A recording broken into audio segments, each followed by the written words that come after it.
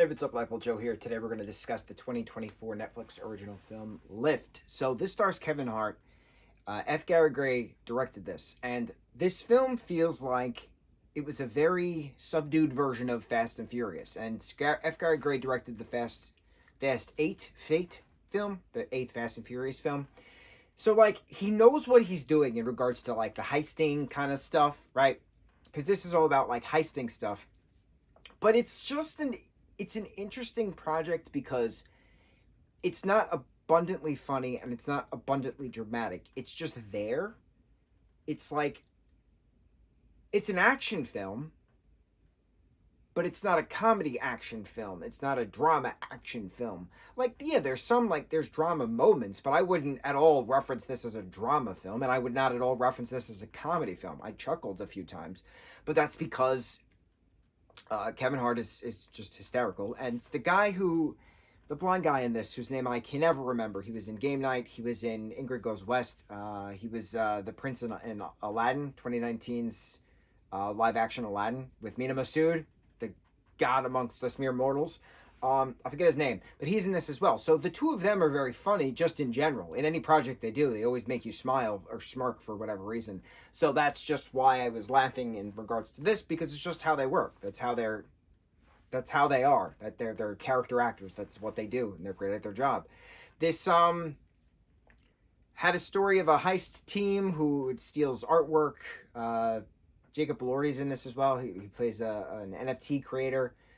Which I found interesting. So there's a lot of heisting in regards to art stuff, but then like Interpol gets involved, and like they're then hired to heist 500 $1 million worth of gold on a jet or something like that. So then it's a matter of how do you infiltrate a jet and steal the money and all these different things, right?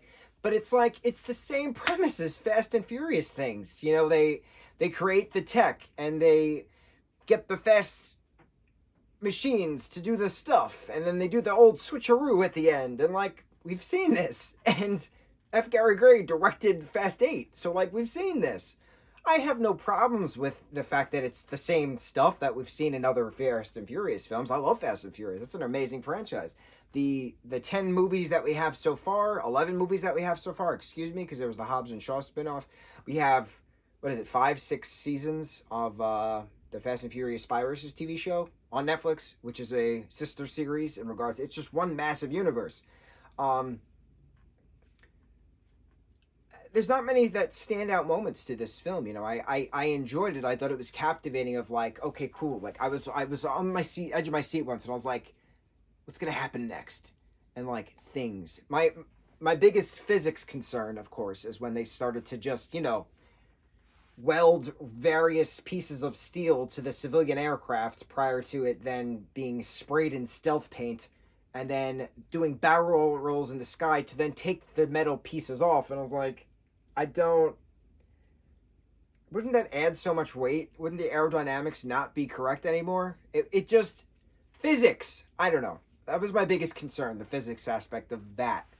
Otherwise, everything else was fine. The bad guy gets caught in the end. The Interpol D-bag that he was, played by Sam Worthington, who does a great job, does not get the gold because they did the old switcheroo. But it's Fast and Furious. We've seen it. It was enjoyable. It was an hour 46 minutes. It didn't feel too slow. It didn't feel too rushed. I liked the camera tricking when the plane was doing barrel rolls. A lot of this was plane stuff in the sky. I don't understand why it's called Lift.